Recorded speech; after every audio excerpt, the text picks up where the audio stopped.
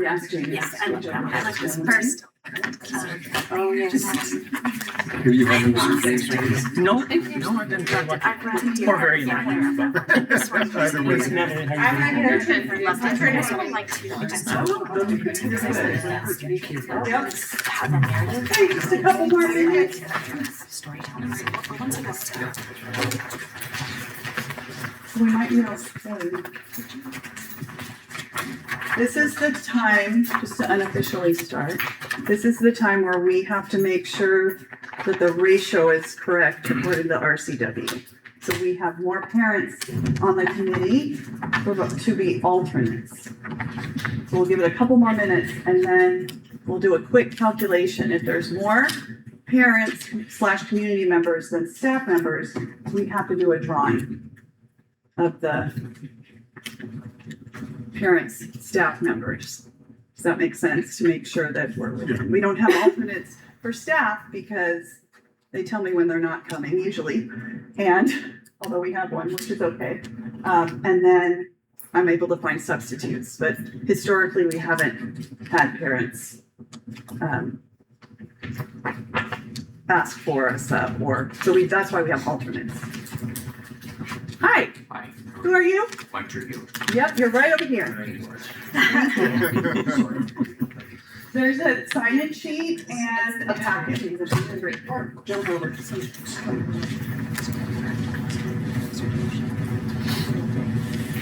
we don't have any. Amy's the last step.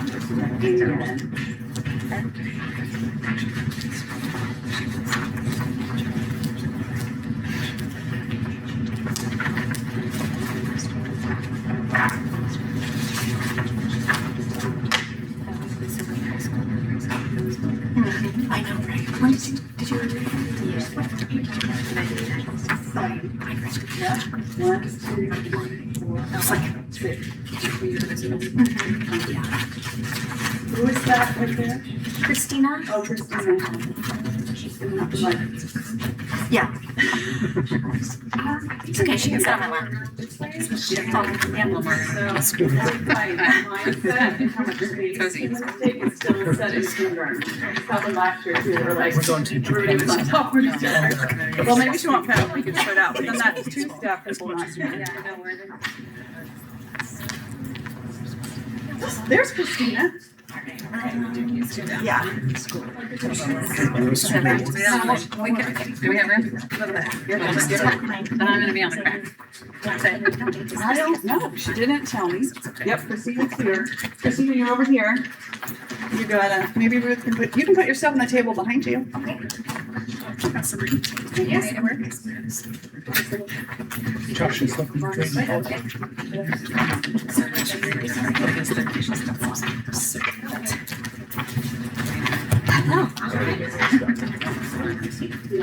I will take that one. No, I squeeze. You're good. Yeah.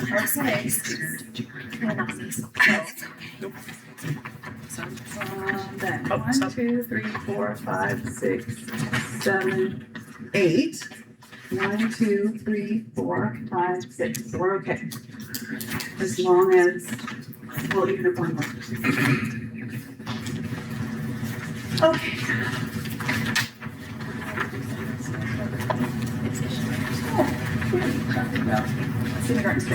Welcome everyone to the 2026 Instructional Materials Committee Annual Meeting. My name is Stacy Drake. I'm Assistant Superintendent and I serve as the chair on this committee. First of all, I just want to thank you all for coming and for all of your hard work this school year, or at least from January-ish, reviewing materials, reading them, checking them out. Several of you checked them out for me, and I just appreciate that work because this is a very important decision that we have to make sure we're identifying instructional materials for our classrooms that meet our standards as described in the appendix of the school board policy 2020. So thank you again for being here. The way this meeting works is we have presenters here to present their materials that they are putting before you for you to vote on whether you agree that it should go to the school board for approval. So this committee's role is to recommend instructional materials to the school board. And then they ultimately vote to determine whether it becomes part of the adoption for the following year. This is why you had to have assigned seats, because we need to make sure that only folks on the committee, we have observers here and we have presenters here, and we just need to make sure that we're only taking votes from those folks on the committee. So what will happen is I'll invite the presenter to come up. This meeting is being recorded for later review by community members or by staff. So we're going to ask that the reviewers come, or the presenters come up here, introduce themselves, and then one by one go through their materials and present them to you. So after each novel, curriculum, whatever it tends to be, and when they're done presenting, they'll look at me and I will say, are there any questions? That's the time for the committee to ask questions, clarifying questions if they have any about the material. And when the questions are done, then I'll say, okay, let's put it to a vote. And I'll say, all those in favor of selecting this curriculum, whatever it tends to be, novel, to be part of the package recommended to the school board, please raise your hand. Please raise your hand really high, because Stephanie is going to be counting votes. We just want to make sure that we see everybody. So it's either a yes or a no. Vote for either one, and then we'll move on to the next one.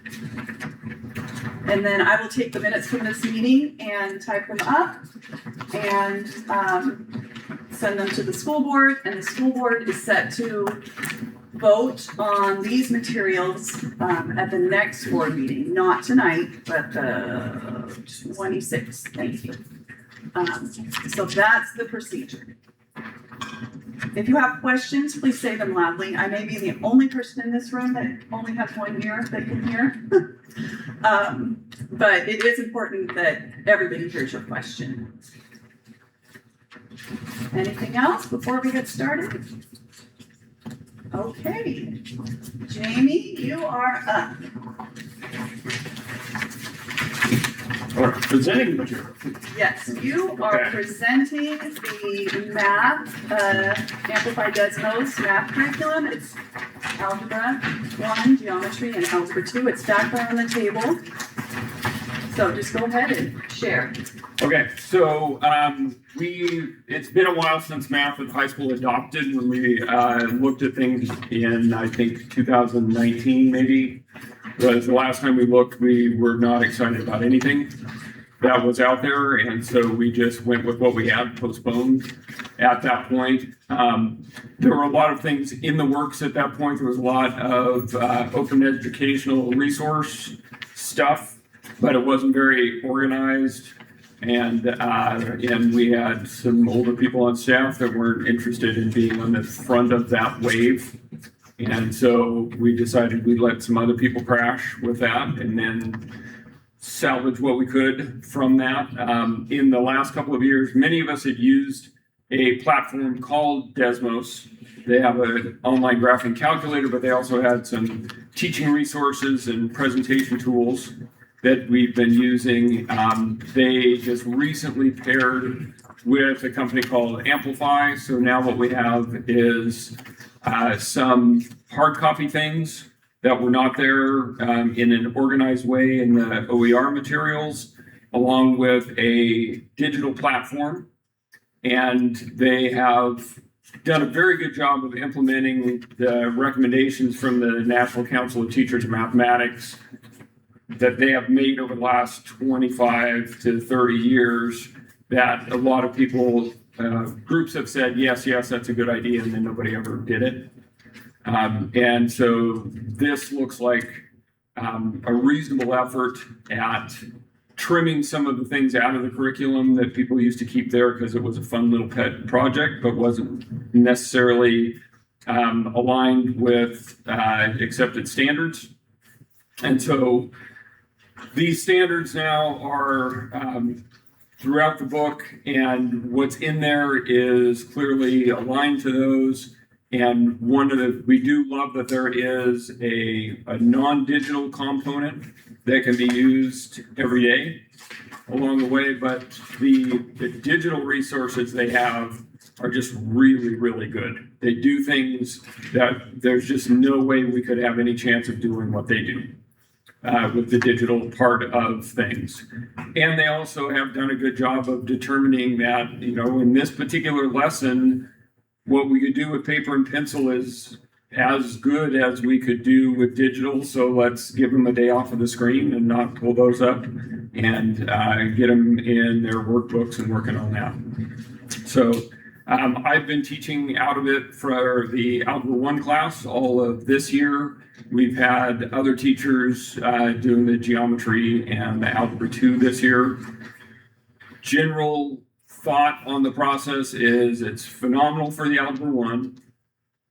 We think part of why Algebra 1 came off so much better is it was in full implementation and we had all the teacher resources. The geometry and Algebra 2 were still in beta testing. And so there weren't as many teacher resources available for those. So it was a little bit harder for those teachers to plan ahead and see what was coming and get a sense of how they had planned things.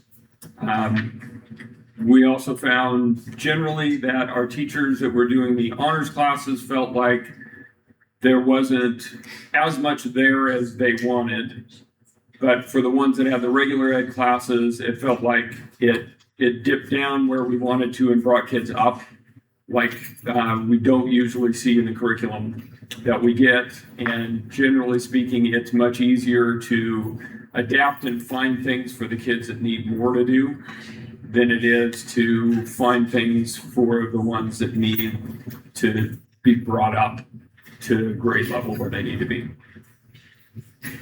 So I think that the math department at the high school in particular is on board with this and eager to get going, especially the Algebra 1. And I think as the teacher resources are now going to be more available, it's out of beta testing, and all the print materials for teachers in geometry and Algebra 2 will be out and available, I think, probably before they go home for the summer. A lot of them have those right now, and we were able to share some of those as well. So what else would you like to know? Yes. When you said they're aligned to the standards, is that coming for? At this point right now, that is because it's a nationwide program, it is the Common Core state standards. I know that Washington is going through a revision of their standards and dropped Common Core state standards a number of years ago. But if you look through them, it's basically still the same thing. Okay. Washington State this year is looking at adding a data standard specifically. And it needs that? Yes, this is in there. That data standard has been pulled out of existing previous standards kind of as a standalone, because some of the work that people at OSPI Math have been doing on revamping Algebra 2 and trying to get that to be a more data-based class. And this does have that material as well. Thank you. Yep.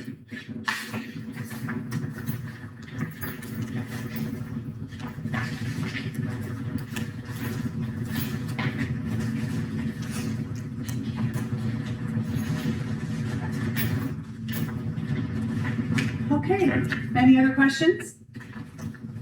All right, I don't need to call you out, but do you feel like you've heard enough about the math curriculum to vote, or would you like to abstain? Because you like a third of the way. Sorry. That's okay. Sorry. I don't think so. Okay. Okay, so you just won't count you? Yeah, that's fine. Okay, whatever you want to do. Okay, so does everyone feel like they're ready to vote? Okay, so you are voting, if you vote yes, you are voting yes to recommend Amplify Desmos Math to the school board for adoption. Can I please see the hands of the people that vote yes? This one will be out of 14. Okay, anyone voting no? All right, thank you. Very much, that passes 14-0, correct? Okay. 13 is 0. No, it's 15. Yeah, oh, you're right, okay. So it's 14. Okay. All right, next, we have Marilyn Ashbaugh, who works closely with the mid-level campus teachers on the long read adoption for our Hope Mifflin curriculum. You may remember, those of you who were on the committee last year, that we adopted a core curriculum for our 6th, 7th, and 8th graders for ELA, English Language Arts. An accompanying piece of that curriculum is something called the long reads. They're novels. They call them long reads. And so some of those that were on the list, they're not included in the curriculum. They just give you a list of what aligns to each unit. Some of those books that are on those lists for 6th, 7th, and 8th grade have already been adopted by our school board. And these were the few that the teachers chose that were not. So there could be some next year, and the year after, we're gonna do them slowly. So these are what we call long reads, they're novels that align with the curriculum. Great, thank you. And I don't know if I'm in the same order as your packet, but I'm going to start with 9th ward. So some notes here regarding, again, I'm doing this on behalf of the middle level teachers, so I'll read this summary and give you an opportunity to ask questions. The 9th Ward by Jewel Parker Rhodes is a historical fiction book, and it is, they're looking at adopting it in 6th grade. The summary is 12-year-old Lanisha lives in a tight-knit community in New Orleans' 9th Ward. She doesn't have a fancy house like her uptown family or lots of friends like the other kids on her street. But what she does have is her Mama Yaya, her fiercely loving caretaker, wise in the ways of the world and able to predict the future. So when Mama Yaya's vision shows a powerful hurricane, Katrina, fast approaching, it's up to Lanisha to call upon the hope and strength of Mama Yaya that she has given her to help them both survive the storm.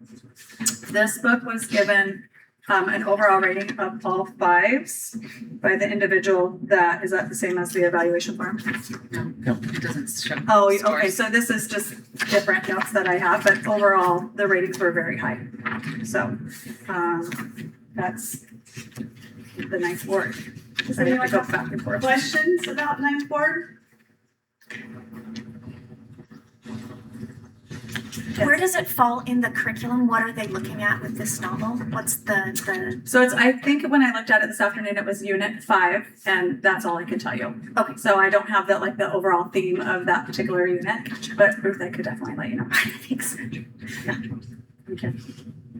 But it is a whole class read. It can be a whole class read. It could also serve as like a literature circle read if they had more novels for that unit. But I think at this time, because they only have a few, they're looking at whole class reads. Yeah. Any other questions about 9th ward? Okay, if you vote yes to recommend 9th ward to the school board to consider for adoption, please raise your hand.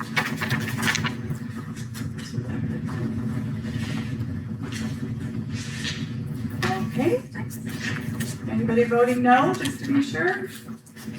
Okay, passes 15-0. Thank you. Thank you. Book 2 in your packet, I believe, is Baseball and April Other Stories. Those are the only 2 I have in order. So, by Gary Soto, who's an acclaimed author. And the summary here is Gary Soto's acclaimed short story collection. The small events of daily life reveal big themes: love and friendship, youth and growing up, success and failure. Calling on his own experience of growing up in California's Central Valley, Soto brings to life the joy and pain of young people everywhere. From crooked teeth to ponytailed girls and embarrassing grandfathers to annoying brothers, little league tryouts and karate lessons, Soto writes about everyday life with humor and empathy. I think they also really love the fact that it's short stories. Any questions? Anything Any questions about baseball in April and other stories? Also very high ratings overall from this. Okay, all those who vote yes to recommend baseball in April and other stories to the school board to consider for adoption, please raise your hand. Thank you. Anyone voting no? Okay, passes 15-0. Okay, this is pronounced Kira. So I was corrected on that. This person listened to it on Audible. Not this person, but it's historical fiction. It'll be adopted, or if approved, it would be for 7th grade ELA. Kira is a story about a poor Japanese American family living in the South during the 1950s. Katie's sister becomes deathly ill with lymphoma, and it tears the family apart. The family encounters racism, although the narrator, middle daughter Katie, is matter of fact about it and only gradually realizes the limitations she'll face because of it. Any questions about Kira? Also, high ratings across the board. Okay, all those voting yes to recommend Kira to the school board to consider for adoption, please raise your hand high. Thank you. Anyone voting no? Okay, passes 15-0. Thank you. Also for 7th grade ELA, they're hoping to have approved Planet Middle School by Nikki Grimes. This is a fiction poetry long read or novel. The summary consists of short poems that perfectly capture the growing pains and forced learning that occurs as a child enters adolescence. Understanding all the big and little things, emotions, hardships that can overwhelm young people as they find their belonging or as they find their way to being who they are. Any questions about Planet Middle School? Yes, ma'am. Is this a lit circle with crossover? As it's You know what? I did look at that today Yeah. after reading these notes, and it is not during the same unit. So that's where it would, because that was noted here, and that's where it would be interesting to look into that further, depending on the theme of the unit. Yeah. Thank you. Okay, if you are voting yes to Planet Middle School being recommended to the school board for adoption, please raise your hand. Thank you. Anyone voting no? Okay, passes 15-0. Thank you. I believe the next one is the crossover. Okay. And I may say it wrong, but Quam Aleander.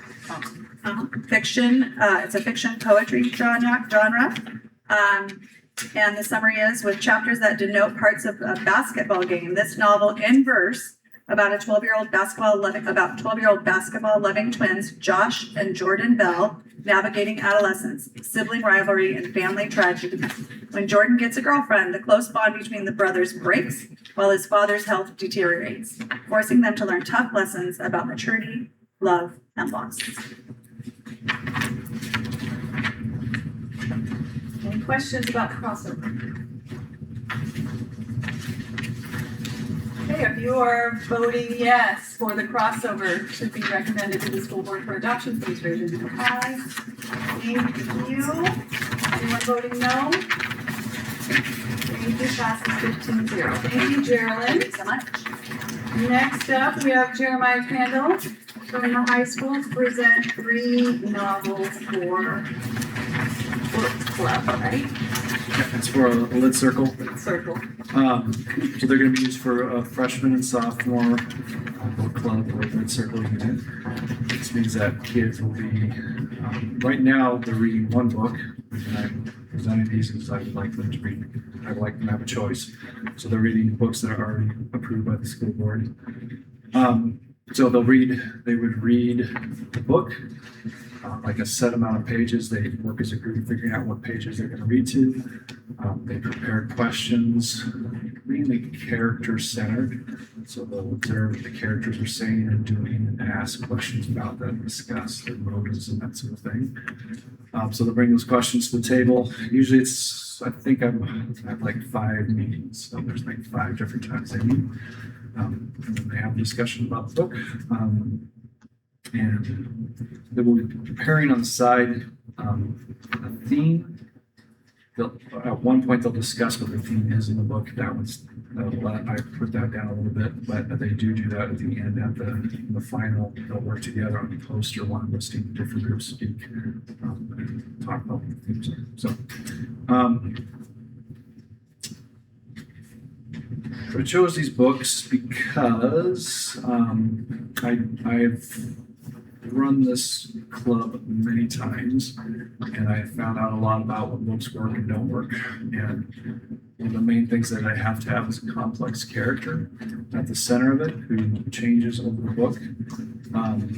And a lot of YA books that kids do like are pretty plot driven, so the characters are pretty superficial, and the kids were just basically kind of recounting what happened, which is not what I'm trying to get them to do. I'm trying to have them have engaging conversations, ask each other questions, follow back, and that wasn't working. So these books have complex characters. They're able to discuss a lot. The characters are relatable to them, so they understand the issues they're going through. So they are able to talk about that things. Another thing is background knowledge. They have to know what these kids are going through in order to have good discussions about it. If they're talking about it, that's why we do YA novels. We're having discussions about adult problems. We're not going to have as much to say. They're short, which was a big thing. It's hard to get all students to read outside of class. And so I do a lot of the reading inside the class. So it's hard to find novels that were short enough to get the reading done in class. And these fit that requirement. Kids can get it done. And they don't have as much, and everybody's able to participate. I was just having a lot of kids who had not done the reading, and it's hard to do a book club discussion with half the kids who hadn't done it. So it sounds kind of mundane, but short is important. And then the themes are pretty easily identifiable to them. They don't have that much trouble identifying the themes that I accept. So that's the kind of background. First one I'm going to present is Darius and Twig. This will be for freshmen. I have 2 books now. Both of them have female lead characters, so I wanted one that had 2 male characters, and for the boys, you can pick one. The girls liked it too. So students, why they liked it, students, especially boys, like the book because of the friendship that's at the center. They like how Darius and Twig help each other through different kinds of adversity, poverty, difficult lives at home, and bullying, which is things that some kids can identify with. And they identify with, I think they enjoy the relationship and mirrors how boys relate to each other throughout the book. What is it about? This novel is about a friendship between 2 boys. They both have big dreams. Darius, the narrator, wants to be a writer, and Twig, his best friend, wants to be a runner. Both boys are ambitious and hardworking, but have few people in their lives to encourage their dreams other than each other. So they're really each other's support system in the middle of this novel. Each boy is trying to do his best version of themselves that they can be, as well as help their friend do the same, each other do the same. All the work they have accomplished throughout the book is put to the test when one of the bullies, his name is Midnight, is shot at the end of the book. Darius finds him on the roof dying. He's faced with the choice: avoid the danger and drama of getting involved with the boy who had bullied him, take a risk and try to save his enemy's life. He chooses the latter because, as he tells Twig, I got to be the best I can be. Twig ends up helping the boys, and the boys are able to, with this act of kindness, to avoid the path that Midnight had kept telling them was their fate. So Midnight had kept telling them that they're going to be stuck here, and I think that choice symbolizes that they aren't going to be stuck. So that's Twig and Darius. Does anyone have questions about Darius and Twig?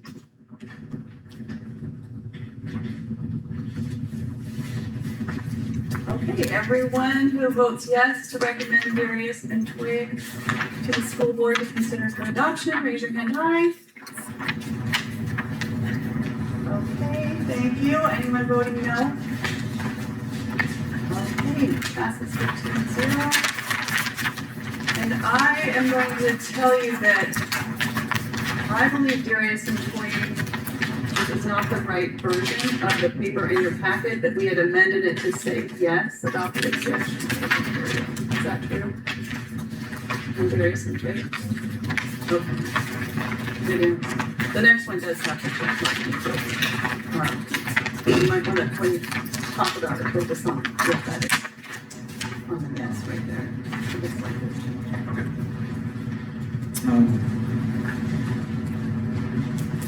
Okay, so the second one's Dear Martin. Oh, so go to the left. Dear Martin, I have it in the wrong order. I can adjust. Dear Martin, sophomore, this is for sophomores. I only have one book now, so everybody's reading the same thing. I would like to give them a choice. I have done this twice in the past. I was unaware that it was in our book room. I was unaware that it had not been approved, is what I'm trying to say. So that's why I'm presenting it. So I've had a lot of chance to teach it. It's a very popular book with the students, so I'll offer, when I was doing it in the past, I was offering 3 books. Over half those students will choose this book. And from my perspective, it probably generates some of the best discussion because they have a lot to say about it. I think the students like the book because the teenage characters are portrayed in a way that seems realistic to them, because they struggle with some of the same things Justice is his name struggles with. In particular, Justice struggles with prejudice, fitting in, and people's perception of him, which I think resonates with students. So that's, I think, the reason students like it. What's it about? Dear Martin confronts the question of what happens when someone tries to do the right thing but is treated as if they are doing the opposite. The main character, Justice, tries to do all the things that a good teenager is supposed to do: study hard, participate in extracurricular activities, be the top of the class, apply to the Ivy League schools, but is treated in certain circumstances as if he is a thug.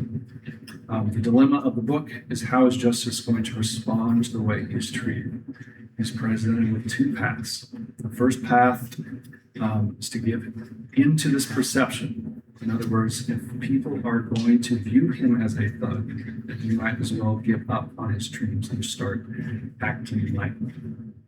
This option is embodied by the gang members from his old neighborhood that keep showing up, and like the devil on his shoulder, remind him that they are always his option, always an option, and that they keep trying to tell him that he is just like them.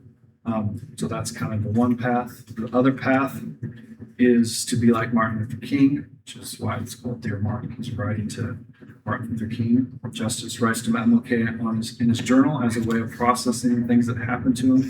Being like Martin Luther King means not giving up on King's belief in nonviolence and intergroup and interpersonal living. Justice struggles with this belief throughout the book, and at several points gives up on it by giving into violence. He punches somebody and entertaining a local gang's invitation to join. However, he ultimately persists and is able to reconcile with one of the characters who had been one of the main antagonists throughout the novel. So if you had one to mention language. Yes. So there is swearing in this book. I typically think of the objection to the swearing as being that it normalizes that kind of language for students. That is a objection I am sympathetic to. I would just say that I'm very clear from the beginning of my class, before we're even doing books at the very beginning, that there's not going to be any kind of inappropriate language in the classroom. So when we get to the books, we have a discussion that just because a character does something in the book doesn't mean that I am okay with that being done in the classroom. It's the same with murder and swearing. So I'm not going to allow either one of those things. So we do have discussions about why an author does things, and that's pretty much anything the author does.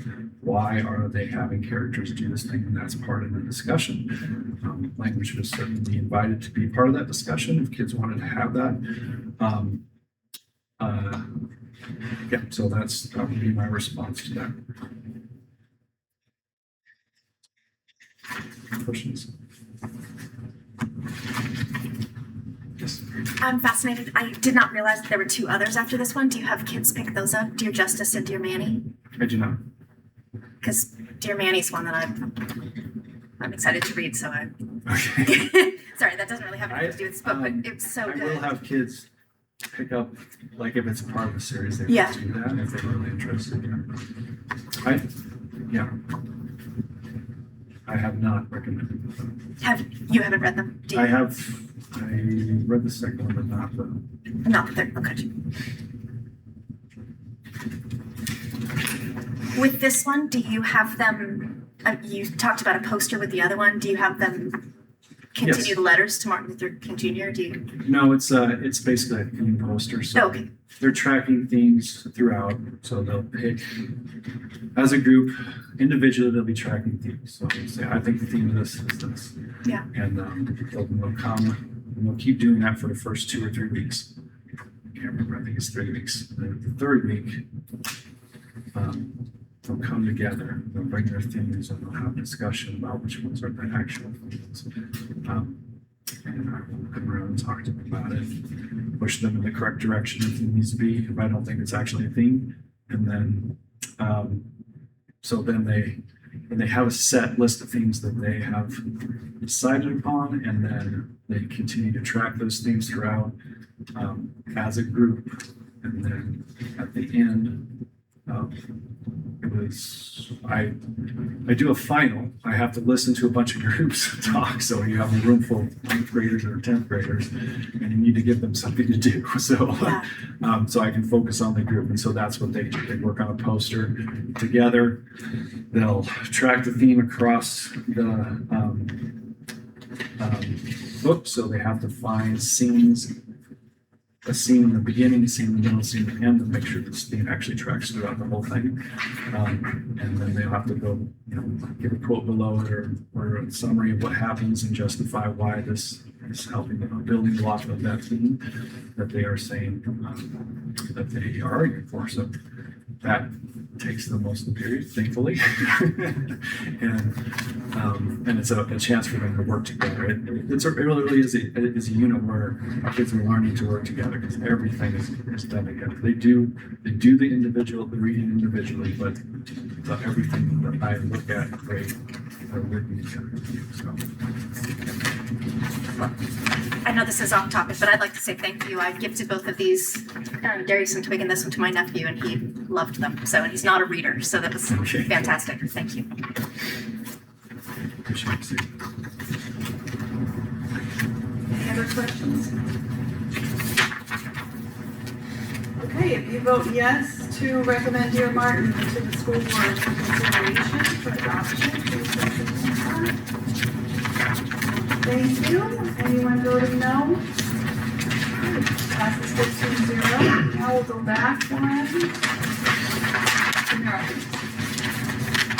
Okay, so this would be the other sophomore book. This book appeals to a smaller slice of students. There's usually if Dear Martin was approved, I would have 2 realistic fiction. And some kids, it's not usually a large group, like dystopian novels. And again, I did several dystopian novels. Once again, they're very long. Why authors tend to be verbose, I guess. So kids were just having a tough time, even though they enjoyed them, they're having a tough time finishing them. And the ones that I did do, again, the characters were they weren't pretty flat, one-dimensional characters. It was mostly about the plot. Dystopian books are about the plot. It's exciting.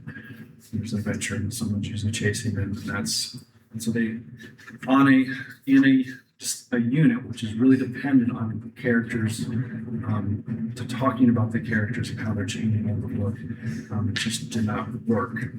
So, but I did come across this one, which is a dystopian novel. There are multiple characters that are developed. The structure of the book is complex, which is rare for YA book, and it challenges sophomores to figure out what's going on. There's a lot of shifting back and forth. There'll be sections where a person gives their story, and then all of a sudden you're in a different time zone. So it challenges in that way. So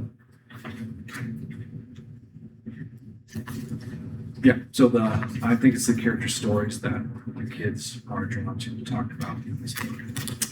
So what's about the Moral Thieves is told from the perspective of an indigenous teen named Frenchie. He lives in a post-apocalyptic world where indigenous people are being hunted by recruiters because they are the only one who can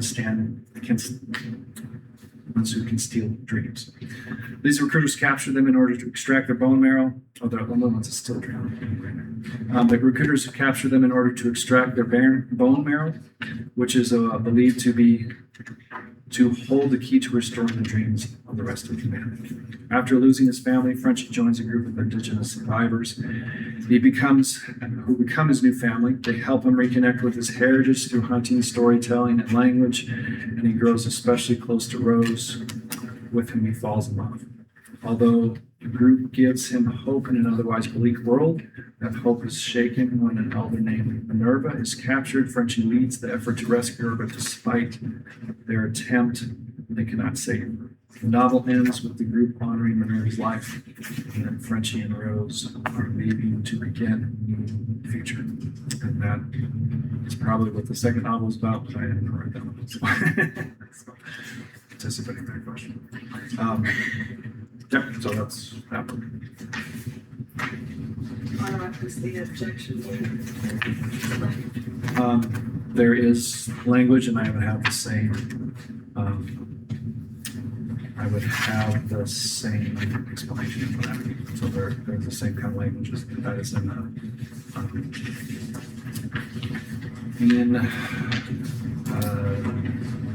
up your mark. Yeah. That's what the picture.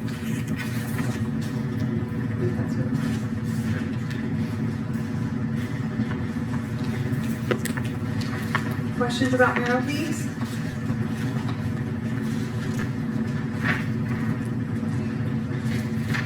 Okay, if you vote yes to recommend Moral Thieves to the school board to consider for adoption. Thank you. Anyone voting no? Thank you. That passes 15-0. Thank you very much. Well, this concludes our materials that will go to the school board for adoption for this year. I really appreciate your participation in this meeting and the prep for this meeting. I know it was a lot, wasn't as long as last year. Last year was like 3 times as many novels. So thank you for that. I do want to let you know we've made some changes mid-year to the evaluation form, which will allow a little more explanation of what is objectionable and what the story is about. Because we realized this year that just marking a box and having one line is not really sufficient. So that may change if you're on the committee again next year. So that'll give you a little more background.